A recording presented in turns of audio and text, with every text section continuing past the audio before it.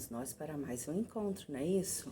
Como a tia disse nos outros vídeos, e segue as nossas aulas. Olha, tia Sheila está toda caracterizada porque eu estou com saudade das festas juninas. E vocês também estão? Muito bem. A nossa aula de agora é a nossa aula de arte. E aí, fizeram atividade? Leram lá sobre o cubismo? Entenderam sobre o cubismo? Muito bem, garotada, vocês são top, como a Xixi sempre diz. Então, olha só. Agora, nós vamos falar um pouquinho sobre as fases do cubismo. Anteriormente, nós falamos sobre o cubismo, o que foi o movimento cubista, quais foram os seus precursores, o artista principal dessa fase da nossa vanguarda artística. E agora, nós vamos falar sobre as fases desse movimento de vanguarda, ok? Nós vamos falar, então, que o cubismo, ele teve 3 fases. A primeira fase foi o cezanista, ou cezaniana, que foi de 1907 a 1909.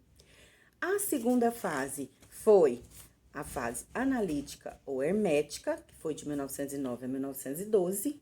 E, por último, a fase do cubismo sintético, de 1913 a 1914, ok? Nós vamos falar um pouquinho sobre cada uma delas. Prestem atenção. Então, o cubismo teve, então, 3 fases. A primeira fase, que foi a fase cezanista, recebeu esse nome por influência de um artista plástico francês chamado Paul Cézanne.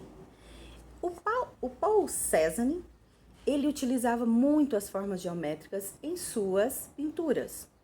Ele foi, então, um artista cubista. Porém, ele teve muita influência nesta fase por utilizar-se desses artifícios de formas geométricas, né?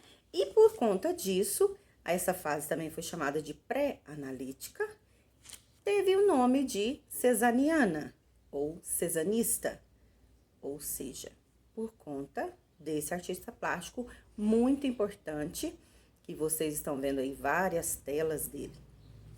Ok. A próxima fase, fase analítica ou hermética, que foi de 1909 a 1912, como a tia já falou. Esse cubismo analítico, ele teve como base a decomposição minuciosa dos objetos, ou seja, quebrando-os em múltiplas faces.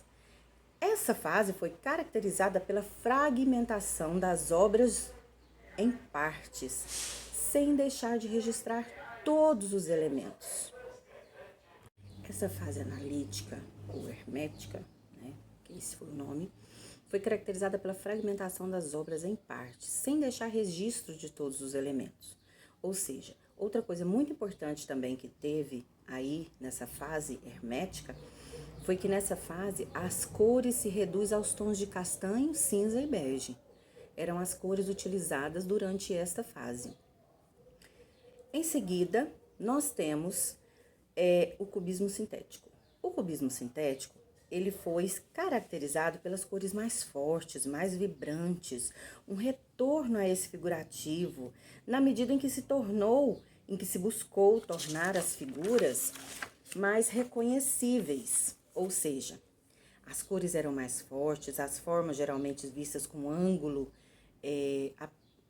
apenas, né? Ou seja, de uma certa forma apenas. E outra coisa muito interessante que foi nessa parte do cubismo sintético, sabe o que era?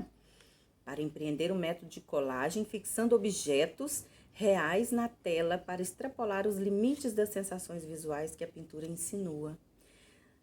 Nessa fase, o cubismo não era só a pintura, também tinha a colagem sobre a pintura. Ou seja, isso era uma forma de extrapolar os limites de sensações visuais que tinha as pessoas que fossem visualizar aquela imagem, ok? Então, olha só, revisando, quais são as 3 fases do cubismo? Cubismo, fase cezanista, cubismo, fase analítico-hermética e cubismo, fase do cubismo sintético. Beleza? Essas são as 3 fases. Cada uma teve as suas características, né? E vocês agora estão aptos a resolver a atividade da página 188 até a página 191, ok? Você estará fazendo essas atividades e no nosso próximo encontro, na nossa próxima videoaula, nós estaremos aqui para tirar as dúvidas que vocês tiverem, ok? Beijo, ó. Tchau, tchau.